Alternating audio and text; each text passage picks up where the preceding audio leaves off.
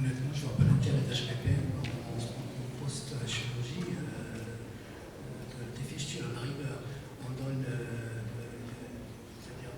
Moi, je sais pas, je connais aussi des néphrologues, mais à mon avis, à ma connaissance, les HBPM c'était contre-indiqué chez l'insuffisance rénale. Donc on donne de la calciparine quand il y a une thrombophilie, mais uniquement quand il y a une thrombophilie. De toute façon, ces patients, ils ont tous un trouble d'hémostase primaire, donc c'est pas la peine de rajouter d'anticoagulants à l'anticoagulant.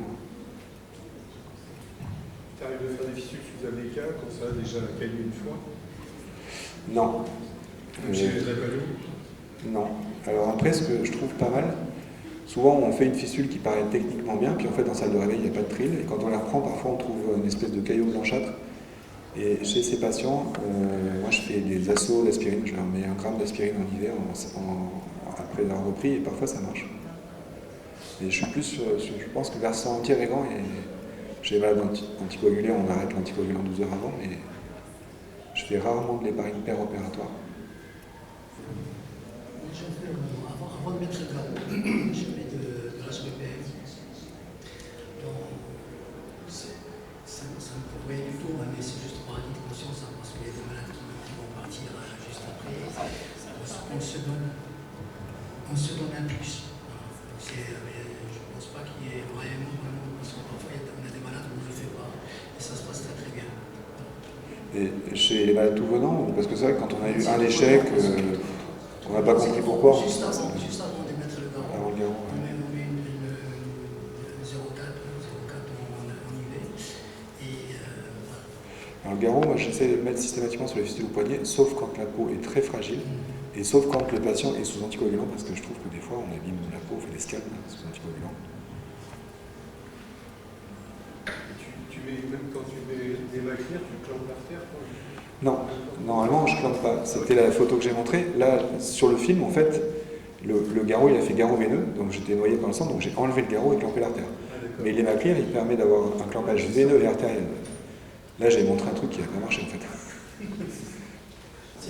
Pour la suture des collatérales veineuses, jusqu'à quelle distance à partir du point d'incision vous partez? 2-3 cm? Alors, l'idée, c'est quand. Enfin, je parle. C'est d'avoir une jolie courbe, une veine qui vient se poser naturellement sur l'artère. Et à ce moment-là, on enlève ce qui bride l'artère, et éventuellement une collatérale, c'est une collatérale. Il faut essayer de brider, d'enlever les attaches conjonctives sans trop dévasculariser la veine, et sans qu'il y ait non plus de veine qui fasse chevaler en fait au point d'insertion. Et ça peut être, oui, jusqu'à 2-3 cm de l'anastomose. Parfois, la veine, elle est loin de l'artère, donc on est obligé de disséquer assez loin et de lier les collatérales assez loin. là, on est vraiment obligé d'aller chercher, mais comme tu as dit, parfois elle est loin, on est obligé d'aller chercher, parce que l'idéal, c'est quand elle est toute proche. Les collatérales, c'est les collatérales qu'on voit, on ne va pas aller chercher les collatérales calciques, par exemple, qui sont loin, parce qu'on va disséquer, on va créer l'inflammation, on va lier ce qu'on voit. Et puis, bien sûr, donner une belle courbure à la veine, ça c'est important, il ne faut pas que ça il faut qu'il y ait une belle courbure. En fait, ça n'a aucun fondement, hein, mais une jolie fistule, en général, elle marche mieux qu'une fistule qui est très jolie. Et après, sur les veines très postérieures, moi je trouve souvent, il faut regarder la tabatière, parce que les veines très postérieures, parfois, elles reviennent sur le dos du pouce, et on peut faire une fistule sur la tabatière sans perdre trop de longueur de veine. Bonjour. Je voudrais juste avoir votre expérience par rapport à la création de la fistule percutanée versus la voie chirurgicale. Qu'est-ce qui est mieux et si jamais c'est un prémocitaire, est-ce qu'on pourrait l'avoir ici ou non? Alors, la fistule percutanée, c'est très expérimental.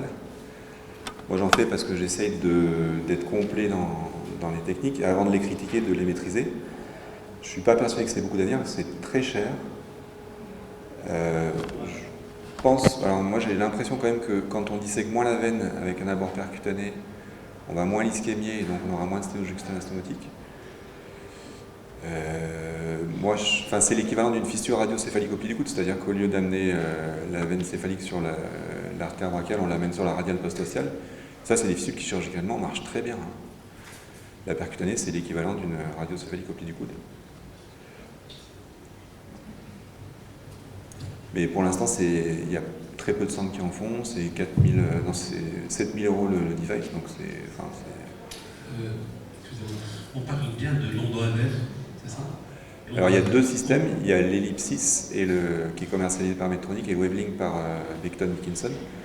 Tous les deux en fait ils consistent sur une anatomie où la veine est proche de l'artère, à passer de la veine à l'artère, à faire un trou, à gonfler, à faire un ballon. Est-ce que l'indication ne serait que pour les cas où la chirurgie ne peut être réalisée?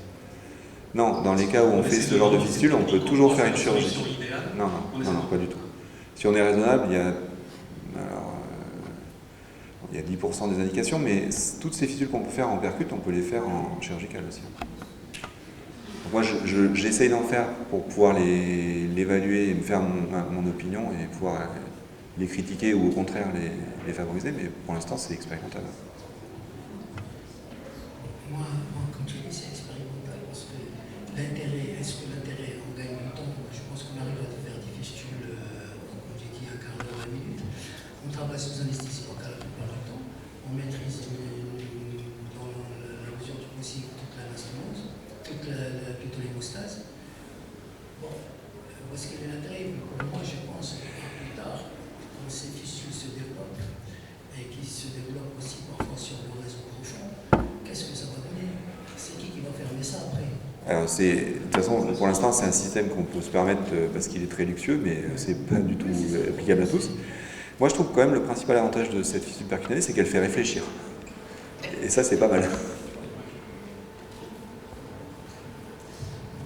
Pour avoir travaillé sur ces fistules et publié dessus, l'avantage de ces fistules percutanées, dans l'idéal, c'est de diminuer les contraintes qui s'exercent sur les vaisseaux superficiels qui vont être utilisés pour dialyser. Dans la mesure, à partir du moment qu'on divise les résistances, elles sont en parallèle, les résistances se divisent. Donc le strain de la veine est très inférieur à ce qu'il est dans une fistule chirurgicale qui isole un système. C'est-à-dire que tout le flux va dans une veine céphalique, et on sait ce que ça donne. Il y a une hyperpression, il y a des sténoses qui se développent. Il y a beaucoup moins de sténoses intermédiaires ou de sténoses proximales avec les fistules percutanées, parce que le strain est divisé. L'inconvénient, comme tu dis, c'est que parfois, c'est le réseau profond qui va pomper, parce qu'il y a la sténose juxta-anastomotique dans 1 ou 2 cm de l'anastomose qui se développe, et à ce moment-là, il y a un cavernome qui se développe, et ça reflue vers les veines profondes. C'est pourquoi il y a certains auteurs qui ont systématiquement embolisé les veines profondes, donc ça complique encore le geste, parce que il faut quand même voir que les fistules percutanées, il faut d'abord le faire avec le système ellipsis qui est plus courant.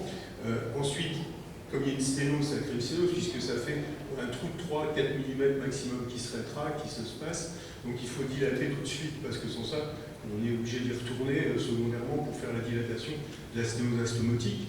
Et ensuite, si on doit en plus emboliser, ça fait quand même beaucoup, quoi. Alors finalement, on n'a pas tellement simplifié pour le patient, globalement. Et on a dépensé un pognon de dingue. C'est clair, après, il y a... Seulement pour les cas où la chirurgie ne serait pas possible. Non, toutes les fistules qu'on peut faire en percute, on peut les faire en chirurgical. Ça, c'est un faux débat.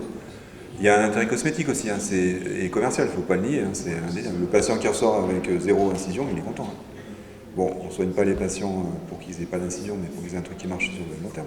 Ça n'empêche que ça rentre en jeu dans la discussion.